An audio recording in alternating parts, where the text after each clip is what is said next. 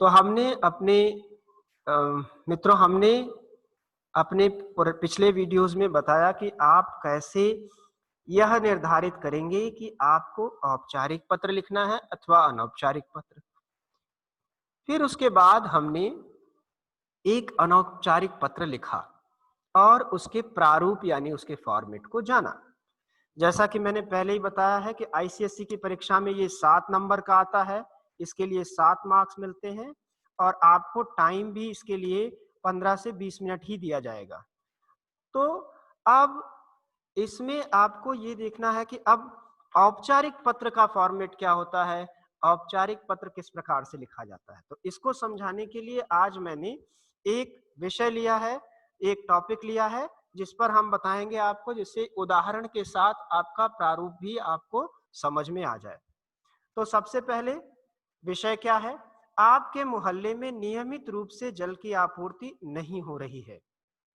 नियमित रूप से यानी रेगुलर जल की आपूर्ति नहीं हो रही है, वाटर सप्लाई नहीं हो रही है।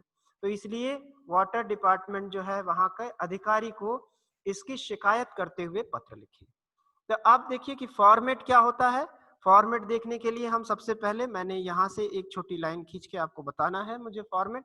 तो स्टार्ट करेंगे हम सेवा में। सेवा में से हमने स्टार्ट किया। जैसा मैंने बताया कि बहुत सारी जानकारी आपको प्रश्न में ही दी होती है। तो अब सेवा में आप किसी पर्सन को, आप उसका नाम भी जानते हो तब भी आपको उस पर्सन का नाम नहीं लिखना है, क्योंकि आप किसी पर्सन से पर्सनली, किसी भी पर्सन से पर्सनली इंटरेक्ट नहीं कर रहे। तो अभी यहाँ आप किससे इंटरेक्ट करने वाले हैं, किसको शिकायत भेजने वाले हैं, अधिकारी को। तो ये ऑलरेडी आपके क्वेश्चन में ही दिया हुआ है। तो आप यहाँ पर 2 लाइन छोड़ दीजिए और फिर यहाँ पर लिखिए अधिकारी। ठीक है। तो अधिकारी क्या है, ये डेजिग्नेशन है, पर्सन की पोस्ट है। अब किस डिपार्टमेंट का अधिकारी है, अब ये जल संस्थान का अधिकारी है। जल संस्थान। जल संस्थान, ये वाटर सप्लाई डिपार्टमेंट है, जल संस्थान। फिर उसके बाद अब आपको, ये तो दूसरी चीज हो गई कि किस डिपार्टमेंट का है। अब तीसरी बात होती है कि ये ऑफिस, ये कार्यालय, कार्यालय ये कहाँ है, क्योंकि आप उसे घर पर तो चिट्ठी लिखने के भेजेंगे नहीं, तो कार्यालय कहाँ है। तो आप इसका एड्रेस लिखिए ऑफिस का, कौन सी रोड है, कौन सा मोहल्ला है, कौन सा सिटी है और कौन सा डिस्ट्रिक्ट है और कौन सा स्टेट है। फिर उसके बाद 6 डिजिट का पिन कोड लिख दीजिए। ठीक है। ये तो हो गया आपका पहला प्रारूप में, फॉर्मेट में पहला, और जिसमें से आपको ज्यादातर चीजें मालूम है। किसको चिट्ठी लिखनी है, ऑलरेडी दिया हुआ है अधिकारी को। कौन से डिपार्टमेंट के, जल संस्थान के अधिकारी को, ये दूसरा। पता आपको खुद से क्रिएट करना है, आपको पता लिखना है उसका कि ये ऑफिस है कहाँ। फिर उसके बाद पिन कोड आप जानते हैं हमेशा 6 डिजिट का होता है, इसलिए 6 डिजिट का एक पिन कोड लिखिए। फिर उसके बाद बारी आती है कि क्या लिखा जाए। तो इसके बाद बारी आती है एक लाइन छोड़ के दिनांक लिखिए। दिनांक में लिखते समय आप एक चीज बहुत जरूर ध्यान रखिएगा आप, कि आपके यहाँ जो महीनों के नाम का उच्चारण है वो अलग होता है। जैसे फेब्रुअरी कहते हैं और हिंदी में कहेंगे फरवरी, मई कहते हैं तो हिंदी। सर हम तीसरे महीने चौथे तो महीने ऐसे परिस्थिति में आपको ये करना है, जैसे 0702 2021, ऐसे आप नंबर्स में लिखेंगे तो आपका कभी गलत नहीं होगा। आप सिर्फ नंबर्स में ही इसे लिखें। ठीक है। फिर इसके बाद बारी आती है, इसके बाद क्या लिखा जाए। इसके बाद फिर एक लाइन आप छोड़ दीजिए। फिर एक लाइन छोड़ने के बाद अगला होता है विषय। और विषय एक ऐसी चीज है जिसे आपको सिंगल इन्वर्टेड कामा में लिखना है। और विषय भी आपको ऑलरेडी इसमें बोर्ड में क्वेश्चन में दिया हुआ होता है कि मोहल्ले में नियमित रूप से जल की आपूर्ति नहीं हो रही है। So water supply is not regular in my मोहल्ला, मेरी लोकेलिटी में। तो ऐसी कंडीशन में आप इसी को रिफ्रेम करके लिखिए कि अनियमित जल की आपूर्ति, नहीं हटा देंगे हम, नहीं हटा देंगे, हम इसको रिफ्रेम किया तो हमने लिख दिया अनियमित, इर्रेगुलर, जल की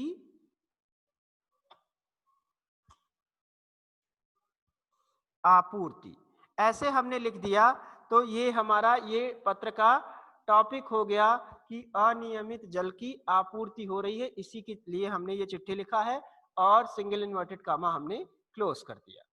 अब इसके बाद बारी आती है इसके आगे क्या लिखा जाए, तो इसके आगे लिखना क्या है, महोदय, महोदय, फिर उसके बाद महोदय या महोदया। अगर आप जानते हैं कि वो फीमेल है तो आप एफ लिखिए, महोदया लिखिए, और आप जानते हैं कि अगर वो मेल है तो आप महोदय लिखिए। और अगर आप कुछ नहीं जानते हैं तो you are writing to an officer, जो मोस्टली ऑफिसर का जेंडर महोदय मेन रूप से मेल होता है, इसलिए आप मेल लिख सकते हैं। ठीक है, अगला आपका अब स्टार्टिंग कहां से होगा, फिर से फ्रेश लाइन से, इसके बीच में विषय और महोदय के बीच में एक लाइन छोड़ दीजिएगा। फिर इसके बाद आपको लिखना है सविनय निवेदन है, ये हमेशा इसी से स्टार्ट होगा, सविनय निवेदन है। फिर कॉमा लगाया हमने, मैं अपना नाम और पता आपको डिटेल में देना है, नाम, पता और प्रॉब्लम को भी डिस्क्राइब करना है कि पानी नहीं आ रहा है हमारे मोहल्ले में, तो उससे क्या क्या प्रॉब्लम हो रही है, क्या क्या समस्याएं हो रही हैं, हम सही से समय से ऑफिस नहीं जा पाते, घर के काम नहीं समय से हो पाते, तो आप इसको डिटेल में यहाँ पर प्रॉब्लम डिस्क्राइब डिटेल में करिए। फिर उसके बाद अगला पैराग्राफ आता है आपका सेकंड पैराग्राफ, ये यहाँ से कंपलसरी होता है, ये भी शुरू होना चाहिए, अतः निवेदन है, अतः निवेदन है कि आप कर्मचारियों को, कर्मचारियों माने एम्प्लॉय, वो ऑफिसर तो खुद आएगा नहीं, कर्मचारियों को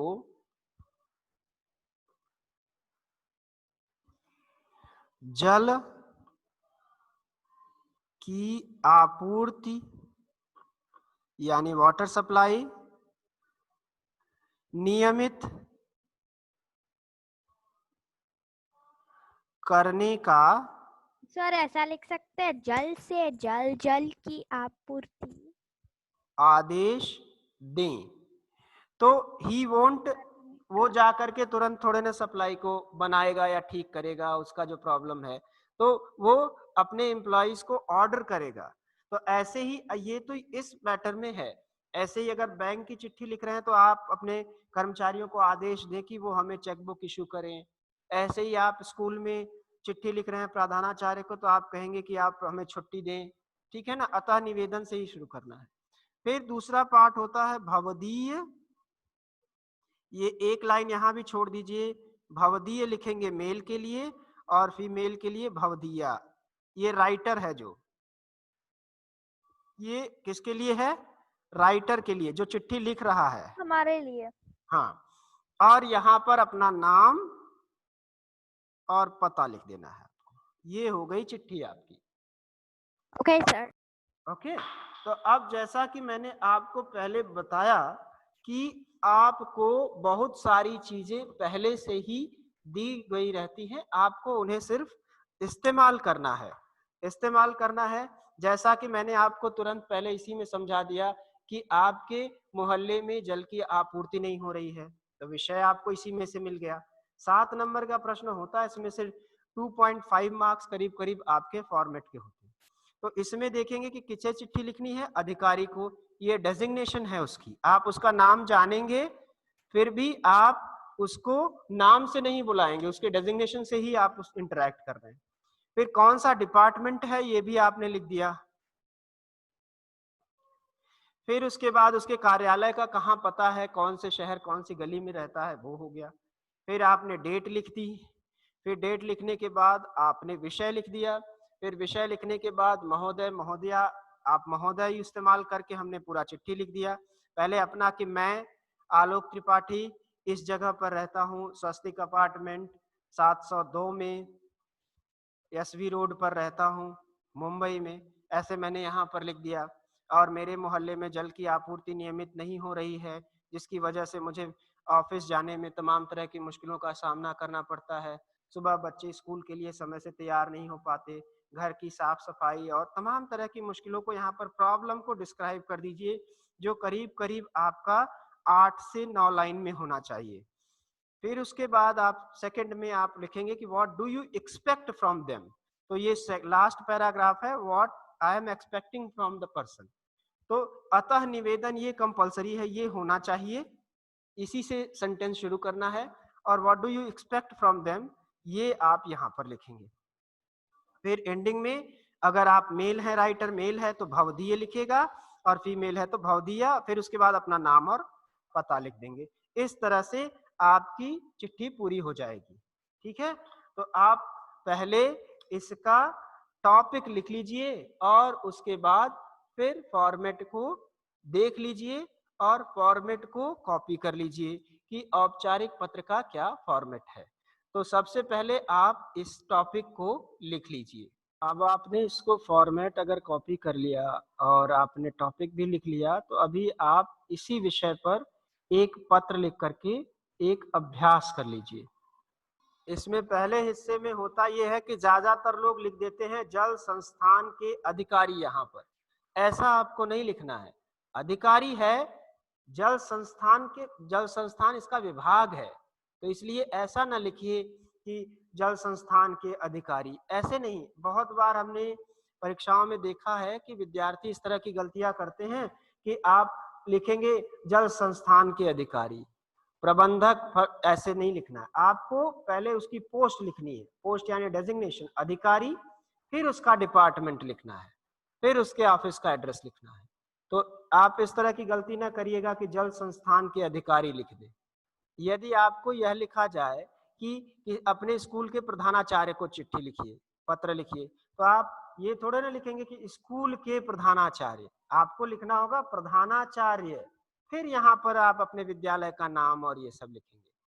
तो ये गलती नहीं करना है। डेजिग्नेशन का मतलब होता है कि आप किस पोस्ट के पर्सन को चिट्ठी लिख रहे हैं, तो अधिकारी डेजिग्नेशन है, समझ रहे हैं। यहाँ पर डेजिग्नेशन क्या है, अधिकारी है। आप पर्सनली किसी को चिट्ठी नहीं लिख रहे हैं, आप उस डिपार्टमेंट के ऑफिसर को चिट्ठी लिख रहे हैं, इसलिए यहाँ पर उसका नाम लिखने की कोई आवश्यकता नहीं है, अगर आप जानते भी हो तो भी।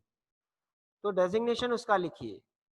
प्रधानाचार्य है तो प्रधानाचार्य लिखिए, जो उसका पोस्ट हो उसी पोस्ट से आप इंटरैक्ट कर रहे हैं, पर्सन से नहीं कर रहे हैं। तो इसलिए यहाँ पर डेजिग्नेशन का मतलब यह है कि आप किस पोस्ट से इंटरैक्ट कर रहे हैं, उस पोस्ट का नाम लिखिए। तो यहाँ पर हम अधिकारी से इंटरैक्ट कर रहे हैं, इसलिए हमने अधिकारी लिखा है।